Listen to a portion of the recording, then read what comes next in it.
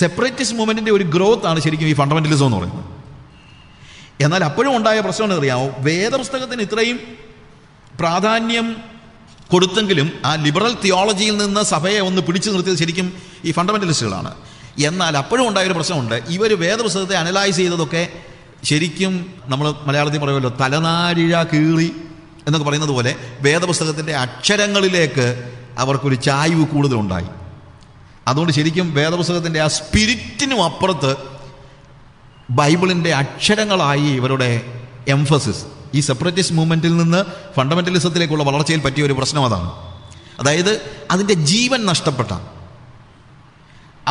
ഉപദേശമൊക്കെ അവർ കറക്റ്റായിട്ട് പറയും, പക്ഷേ എന്ത് സംഭവിച്ചു? അതിൻ്റെ ലൈഫ് ഇല്ലാതെ ആയിപ്പോയി. അതാണ് പലപ്പോഴും ഈ ഫണ്ടമെൻ്റലിസ്റ്റ് ഇൻ്റർപ്രിട്ടേഷൻ്റെ ഒക്കെ വലിയ പ്രശ്നം ഉണ്ടാകുന്നത്.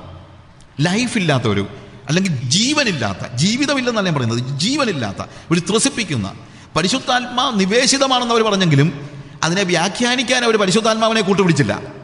വ്യാഖ്യാനിക്കാൻ അവർ കൂട്ടുപിടിച്ചത് യുക്തിയാണ്, അല്ലെങ്കിൽ ബുദ്ധിപരമായി എല്ലാവർക്കും ബോധ്യമാകുന്ന നിലയിൽ എന്താണ് യുക്തിപരമായി ഓരോ അക്ഷരവും എടുത്ത് വ്യാഖ്യാനിക്കാൻ തുടങ്ങി. ഓരോ വാക്യത്തിൻ്റെയും ഓരോ തലനാരിഴ കീറി അതിൻ്റെ ഓരോ അക്ഷരങ്ങളും എടുത്ത് വേണമെങ്കിൽ വ്യാഖ്യാനിക്കത്തക്ക രീതിയിൽ. അതാണ് അവിടെ പറ്റിയ ഒരു പാളിച്ച. അവിടെയാണ് ഡോഗ്മാറ്റിസം ഉണ്ടായത്. ഒരു ഡോഗ്മ, ഉപദേശം എന്ന് പറയുന്നതിന് ഒരു ഓവർ എംഫസിസ് ഉണ്ടായി. ഉപദേശം പ്രാധാന്യമില്ലാത്തതല്ല.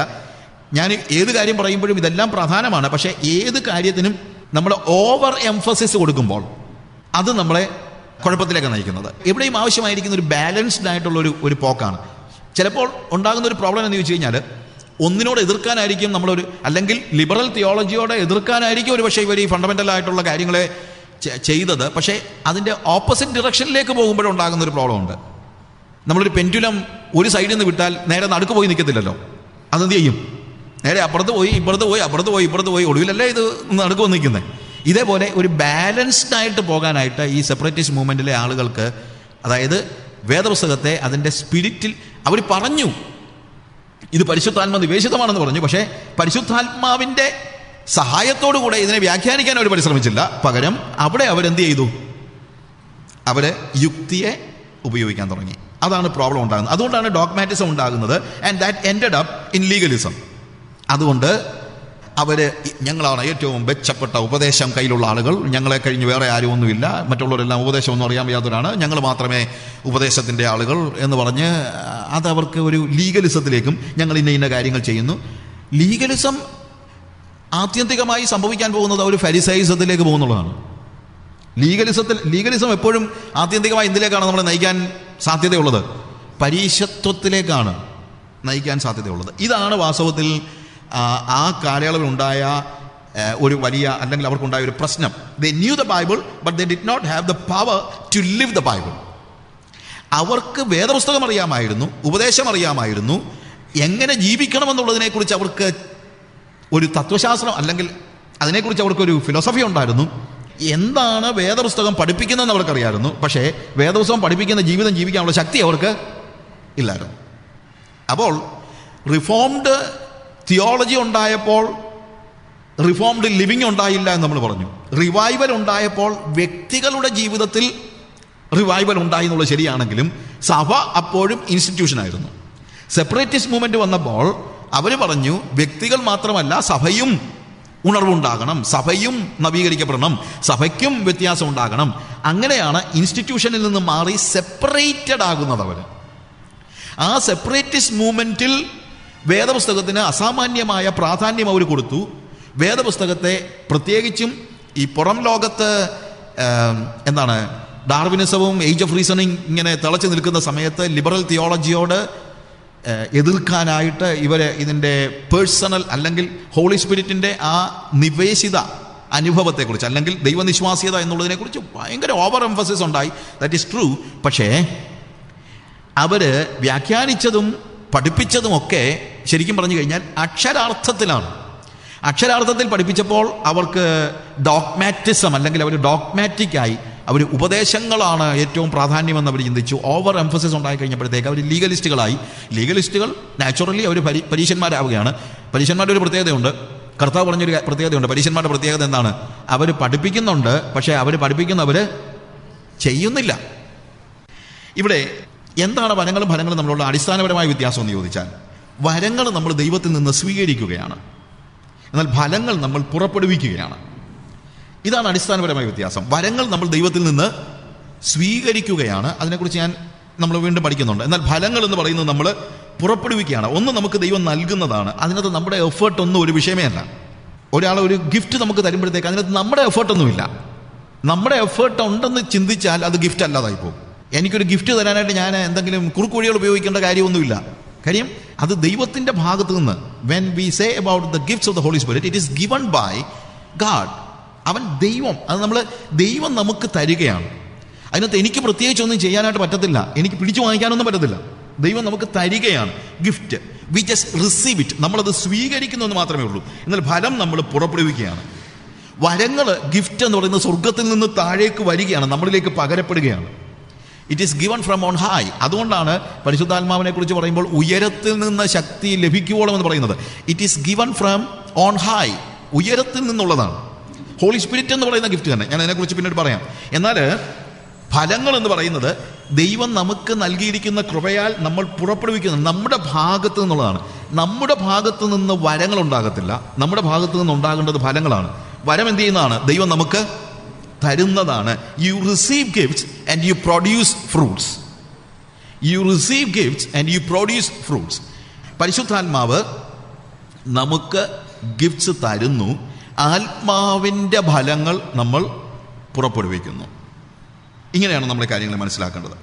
അപ്പോൾ പരിശുദ്ധാത്മാവ് ഒരു വ്യക്തി എന്ന നിലയിലും പരിശുദ്ധാത്മാവ് ദൈവസഭയിലെ പ്രവർത്തനങ്ങളുടെ ആ ആകമാനമായ കാര്യങ്ങളും കഴിഞ്ഞ നൂറ്റാണ്ടുകളിലെല്ലാം ധാരാളമായ പഠനങ്ങൾ നടന്നിട്ടുണ്ട്. ഹോളി സ്പിരിറ്റിനെ കുറിച്ചുള്ള വളരെ വ്യക്തമായ പഠനങ്ങൾ ആദ്യ നൂറ്റാണ്ട് മുതൽ ഇങ്ങോട്ട് നടന്നിട്ടുണ്ട്.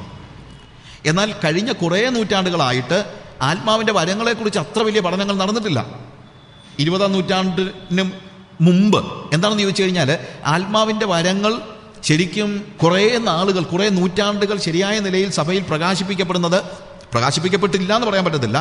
അവിടെയും ഇവിടെയും ഒക്കെ ആത്മാവിൻ്റെ വരങ്ങൾ പ്രകാശിപ്പിക്കുന്ന ആളുകൾ ഉണ്ടായിരുന്നുവെങ്കിൽ പോലും സഭയൊന്നാകെ ആത്മാവിൻ്റെ വരങ്ങളെ ഗൗരവമായി എടുത്തിരുന്നില്ല. അതിൻ്റെ ഒരു കാരണം തന്നെ സെയിൻറ്റ് അഗസ്റ്റിൻ്റെ ഒരു തിയോളജിക്കൽ കോൺസെപ്റ്റ് ഉണ്ട്. സിസേഷൻ, സീസ് ചെയ്യപ്പെട്ടു, വരങ്ങൾ നിന്നുപോയി എന്ന് പറഞ്ഞ് പഠിപ്പിച്ച, അല്ലെങ്കിൽ അഗസ്റ്റീനിയൻ ചിന്തയുടെ ഒരു വലിയ പിടിയിലായിപ്പോയി സഭ. അതുകൊണ്ട് ആത്മവരങ്ങളെക്കുറിച്ച് നിന്നുപോയല്ലോ, പിന്നെ അതിനെക്കുറിച്ച് പഠിക്കേണ്ട വലിയ കാര്യങ്ങളില്ലല്ലോ എന്നുള്ള നിലയിലാണ് ദൈവശാസ്ത്രജ്ഞന്മാർ പോലും അനേക നൂറ്റാണ്ടുകൾ വരങ്ങളെക്കുറിച്ച് ചിന്തിച്ചിരുന്നു. എന്നാൽ പരിശുദ്ധാത്മാവിനെക്കുറിച്ച് എന്നും ആളുകൾ പഠിച്ചിരുന്നു.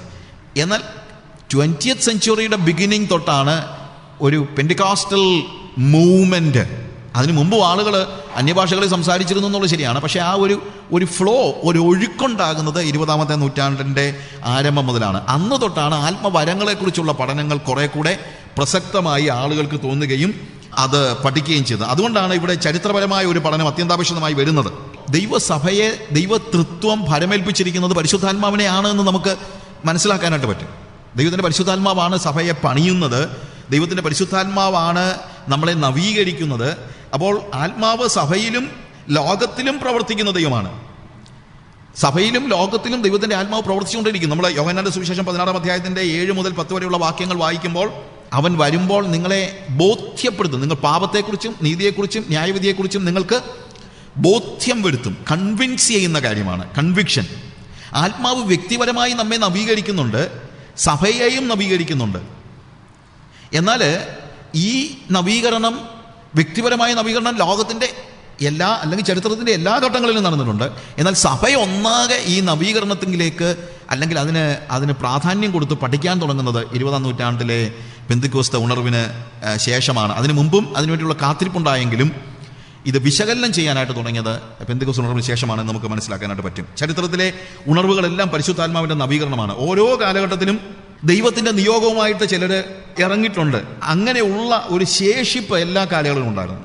അതുകൊണ്ട് 20ാം നൂറ്റാണ്ടിലാണ് പെന്തിക്കോസ്ത് തുടങ്ങിയതെന്ന് ആരും പറഞ്ഞിട്ട് കാര്യമില്ല. അന്നേരം തൊട്ടാണ് ചില ആളുകൾക്കൊരു ധാരണയുണ്ട്, 1-ാം നൂറ്റാണ്ടിൽ അന്യഭാഷ പറഞ്ഞതിന് ശേഷം പിന്നെ ആളുകൾ അന്യഭാഷ പറയുന്നതും, 1-ാം നൂറ്റാണ്ടിൽ കൃപാവരങ്ങൾ പ്രകാശിപ്പിച്ചതിന് ശേഷം പിന്നെ ആളുകൾ കൃപാവരങ്ങൾ പ്രകാശിപ്പിക്കുന്നതും 20ാം നൂറ്റാണ്ട് തൊട്ടാണ് എന്നുള്ളൊരു ചിന്തയുണ്ട്. അത് ശരിയല്ല. എല്ലാ കാലയളവിലും ഒരു റെമനന്റ് ഉണ്ടായിരുന്നു. എല്ലാ കാലങ്ങളിലും ദൈവം ചില ആളുകളെ ഉണർത്തി അവരെ സഭയെ നവീകരിക്കുന്നതിന് വേണ്ടി ഇറക്കിയിടുന്നു. എന്നാൽ ഒരു സഭയുടെ ആകമാനമായ നവീകരണത്തിന് പെന്തിക്കോസ്ത് ഉണർവ് പോലെ ഒരു വ്യാപകമായ ഉണർവ് 1-ാം നൂറ്റാണ്ടിന് ശേഷം ഉണ്ടാകുന്നത് 20-ാം നൂറ്റാണ്ടിലാണ് എന്ന് വേണമെങ്കിൽ നമുക്ക് പറയാം. ആ വ്യാപകമായ ഉണർവ് എന്ന നിലയിൽ മാത്രമേ നമുക്കിതിനെ കാണാനായിട്ട് കഴിയത്തുള്ളൂ. പെന്തിക്കോസ്തിൻ്റെ ഒരു ആവിർഭാവം, ഒരു എമർജൻസ്, ഈ ആവിർഭാവത്തിന് ചരിത്രപരമായ വലിയ ഒരു പ്രസക്തിയുണ്ട്. ആ ചരിത്രപരമായ പ്രസക്തി പഠിക്കണമെങ്കിൽ ദൈവ സഭയുടെ ചരിത്രത്തിൽ ഉടനീളം നടന്ന എല്ലാ ട്രാൻസിഷൻസിനെയും, എല്ലാം എന്ന് പറയുമ്പോഴത്തേക്ക് മേജർ ട്രാൻസിഷൻസ്, ഒന്നിൽ നിന്ന് മറ്റൊന്നിലേക്കുള്ള ട്രാൻസിഷൻസ് നമ്മളൊന്ന് ഒന്ന് ഓടിച്ച് ഞാൻ പറയുകയാണ്. കാര്യം ഒത്തിരി കാര്യങ്ങൾ പഠിക്കാനുള്ളത് കൊണ്ട് എനിക്ക് അതിനെ കൂടുതൽ വിശകലനം ചെയ്യാനായിട്ട് കഴിയുന്നില്ല. ഫസ്റ്റ് സെഞ്ചുറി നമ്മൾ കാണുന്നത് മേജർ ട്രാൻസിഷൻസ് എന്തൊക്കെയാണ് ശരിക്കും പറഞ്ഞു കഴിഞ്ഞാൽ സഭയിലെ മേജർ ട്രാൻസിഷൻസ് എന്ന് ചോദിച്ചു കഴിഞ്ഞാൽ, ഒന്നാമത് we just look at the first century church. It was apostolic faith. അപ്പോസ്തോലിക വിശ്വാസത്തിൽ അല്ലെങ്കിൽ അപ്പോസ്തോലന്മാരുടെ ഉപദേശങ്ങൾ കേട്ട് വളർന്നതായ 1-ാം നൂറ്റാണ്ടിലെ സഭ, അതാണല്ലോ അതിൻ്റെ ബേസ് എന്ന് പറയുന്നത്. സഭയുടെ അടിസ്ഥാനം എന്ന് പറയുന്നത് ഈ അപ്പോസ്തോലിക വിശ്വാസത്തിലുള്ള സഭ എന്ന് പറയുന്നതാണ് 1-ാം നൂറ്റാണ്ടിലെ സഭ. അതിനുശേഷം ഒരു മേജർ ട്രാൻസിഷൻ നടക്കുന്നത് 1, 2, 3 നൂറ്റാണ്ടുകൾ വരെ അതിങ്ങനെ ഒരു ഡിറ്റീരിയറേഷൻ നടന്നിട്ടുണ്ടായിരിക്കാം. എങ്കിലും ആദ്യത്തെ 2, 3 നൂറ്റാണ്ടുകൾ വരെ ആ അപ്പോസ്തോലിക ബന്ധത്തിലാണ്, അപ്പോസ്തോലിക പശ്ചാത്തലത്തിലാണ്, അപ്പോസ്തോലിക അടിസ്ഥാനത്തിലാണ് സഭ വളർന്നുകൊണ്ടിരുന്നത്. എന്നാൽ പിന്നീടുണ്ടായ മേജർ ട്രാൻസിഷൻ എന്ന് പറയുന്നത് കാത്തലിക് ഇൻസ്റ്റിറ്റ്യൂഷണലൈസേഷനിലേക്കുള്ള, അല്ലെങ്കിൽ വ്യവസ്ഥാപിതമായ ഒരു നിലയിലേക്ക് സഭ വീണുപോവുക എന്ന് നമുക്ക് പറയാം.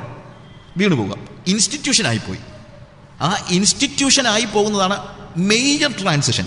തിയോളജിക്കൽ ട്രാൻസിഷൻ പലപ്പോഴും നടന്നിട്ടുണ്ടെന്ന് ഞാൻ പറയുന്നില്ല. ശരിക്കും അപ്പോസ്തോലിക ഉപദേശങ്ങളിലേക്ക് ഗ്രീക്ക് പശ്ചാത്തലത്തിലുള്ള ആളുകൾ ആഡ് ചെയ്തിട്ടുള്ള ഒത്തിരി തിയോളജിക്കൽ ഡിഫറൻസസും തിയോളജിക്കലായിട്ടുള്ള ഡിറ്റീറിയേഷനും ഒക്കെ ഉണ്ടായിട്ടുണ്ട്. പക്ഷേ സഭയൊന്നാകെ ഒരു മേജർ ട്രാൻസിഷൻ നടക്കുന്നത് കാത്തലിക് ഫെയ്ത്തിലേക്കാണ്. അവിടെ ഉണ്ടായ പ്രശ്നം, സഭ എങ്ങനെയായിപ്പോയി? ഒരു വ്യവസ്ഥാപിത സ്ഥാപനം, ഒരു വ്യവസ്ഥാപിതമായി പോയി, ഒരു ഇൻസ്റ്റിറ്റ്യൂഷനായിപ്പോയി. അതാണ് ഉണ്ടായ ആദ്യത്തെ പ്രശ്നം. പിന്നീട് ഒത്തിരി നൂറ്റാണ്ടുകൾ, 10 നൂറ്റാണ്ടുകൾ കൂടുതൽ, മോർ ദാൻ 10 സെഞ്ച്വറീസ്, ഇടയ്ക്കിടയ്ക്ക് ദൈവം ചില സ്ഥലങ്ങളിൽ ഉണർവുകൾ അയച്ചിട്ടുണ്ടെങ്കിലും ക്രിസ്ത്യാനിത്വം എന്ന് പറയുമ്പോൾ പുറം ലോകം മനസ്സിലാക്കിയത്, നോക്കിയപ്പോൾ കണ്ടത് എന്ന് മാത്രമാണ്, കാത്തലിക് ഇൻസ്റ്റിറ്റ്യൂഷനാണ് കണ്ടത്. അതുകൊണ്ട് എന്താണ് ക്രിസ്ത്യാനിത്വം എന്ന് ചോദിച്ചു കഴിഞ്ഞാൽ അവർക്ക് ഇതാണ് ക്രിസ്ത്യാനിത്വം. അതാണ് ഏറ്റവും ചരിത്രത്തിൽ പറ്റിയിട്ടുള്ള ഏറ്റവും വലിയൊരു പാളിച്ച. അതാണ് കാര്യം. യഥാർത്ഥത്തിലുള്ള ക്രിസ്ത്യാനിത്വം എന്താണെന്ന് ലോകത്തിന് മനസ്സിലാക്കാനായിട്ട് കഴിയാത്ത നിലയിൽ, ലോകം എപ്പോഴും പുറത്ത് നിൽക്കുന്നതിനെ മാത്രമേ കാണത്തുള്ളൂ, ഇല്ലേ? പുറത്ത് നിൽക്കുന്നതിനെ കാണത്തുള്ളൂ. ഇവൻ പെന്തിക്കോസ് എന്താണെന്ന് ചോദിച്ചാലും ആൾക്കാർ പറയുന്നത് നമ്മളുടെ എസ്റ്റാബ്ലിഷ്ഡ് ചേർച്ചസിനെ നോക്കിയിട്ട്, പുറത്തുനിന്ന് നോക്കിയിട്ടാണ് അവരതിനെ വിലയിരുത്തുന്നത്. അപ്പോൾ അവിടെ കാണുന്ന ഏത് പാളിച്ചയും പെന്തിക്കോസിന്റെ പാളിച്ചയായിട്ട് ആൾക്കാർ പറയത്തുള്ളൂ. അതിന് ആൾക്കാരെ കുറ്റം പറയാൻ പറ്റത്തില്ല. ഇതേപോലെ തന്നെ പുറത്തുള്ള ജനങ്ങൾക്ക് more than 10 centuries Catholic church ആ ഇൻസ്റ്റിറ്റ്യൂഷൻ ആയിരുന്നു ക്രിസ്ത്യാനിത്വം, വേറെ ഒന്നും ആയിരുന്നില്ല. എന്നാൽ പിന്നീട് ഉണ്ടായ വലിയ ഒരു മേജർ ചേഞ്ച് എന്ന് പറഞ്ഞത് റിഫർമേഷനാണ്. റിഫർമേഷൻ മാർട്ടിൻ ലൂതർ, അല്ലെങ്കിൽ സ്വിംഗ്ലി, അതുപോലെ പ്രൊട്ടസ്റ്റന്റിസം. പ്രൊട്ടസ്റ്റന്റ് എന്ന് പറയുന്ന വാക്ക് അത്ര വലിയ പ്രസക്തമായ ഒരു വാക്കല്ല. ശരിക്കും റിഫർമേഷൻ എന്നുള്ളതാണ് ഇതിനകത്തെ കാര്യം. ഒരു റിഫോംഡ് ചർച്ച് ഉണ്ടായി, അല്ലെങ്കിൽ റിഫോംഡ് ചർച്ച് എന്ന് പറഞ്ഞു കഴിഞ്ഞാൽ ഡോക്ട്രിനലായിട്ടുള്ള വലിയ ഒരു റിഫർമേഷൻ ഉണ്ടായി.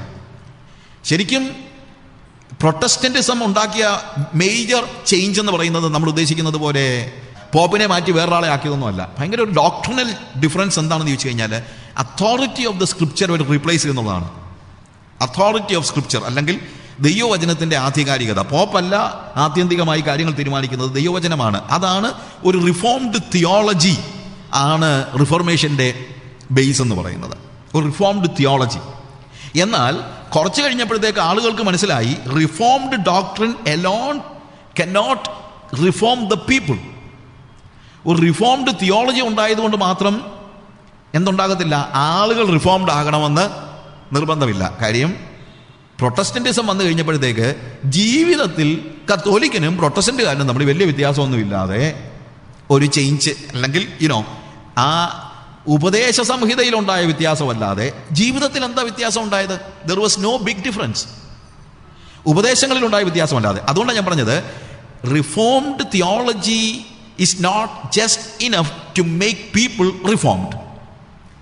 ഒരു പുതിയ നല്ല ദൈവശാസ്ത്രം ഉണ്ടായതുകൊണ്ട് മാത്രമൊന്നും എന്നുണ്ടാകത്തില്ല. ഒരു ഡോക്ട്രിൻ ഉണ്ടായതുകൊണ്ട് മാത്രം ആളുകൾക്ക് റിഫർമേഷൻ ഉണ്ടാകണമെന്ന് നിർബന്ധമില്ല. നല്ല ടീച്ചിങ് ഉണ്ട്, പക്ഷെ ആ ടീച്ചിങ് അനുസരിച്ച് ജീവിക്കാൻ അവർക്ക് കഴിയുന്നില്ല. എന്തുകൊണ്ട് കഴിയുന്നില്ല? അങ്ങനെ ഒരു അവസ്ഥയിലാണ് ഹോളിനെസ് മൂവ്മെന്റ് ഉണ്ടാകുന്നത്. അതായത് വേദപുസ്തകത്തിന്റെ ഉപദേശങ്ങൾ അറിയാവുന്ന സെപ്പറേറ്റിസ്റ്റ് മൂവ്മെന്റിലുള്ള ആളുകൾ, നമുക്ക് നല്ല ഉപദേശം അറിയാം, പക്ഷെ പറഞ്ഞിട്ടെന്താ കാര്യം, നമ്മളിത് ജീവിക്കുന്നില്ലല്ലോ എന്നുള്ള ചിന്ത ഉണ്ടായപ്പോൾ അവർ പറഞ്ഞു, നമുക്ക് we need holiness. We have a holy God, we have a holy church, we have a holy trinity, we have a holy doctrine, but we do not have holy living.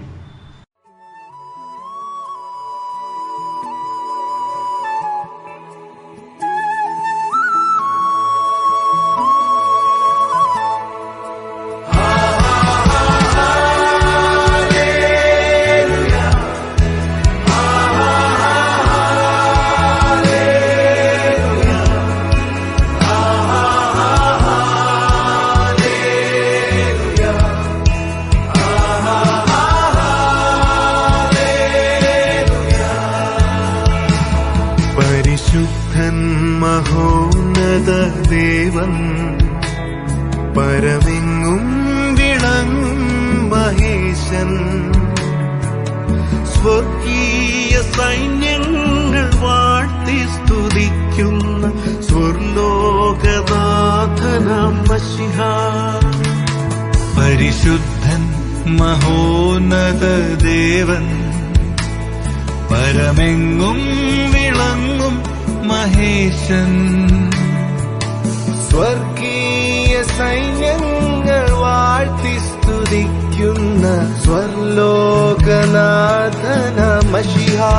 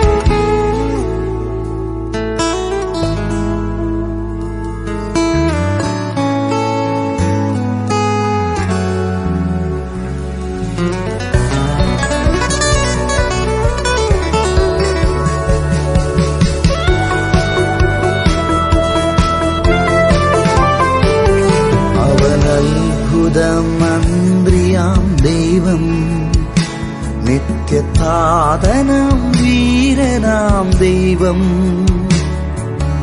ഉന്നത ദേവൻ, നീതിയിൻ സൂര്യൻ, രാജാതിരാജനാം മശിഹാ. അവൻ അത്ഭുതമന്ത്രിയാം ദൈവം, നിത്യതാതനാം വീരനാം ദൈവം, ഉന്നത ദേവൻ, നീതിൻ സൂര്യൻ, രാജാതിരാജനാം Mshiha.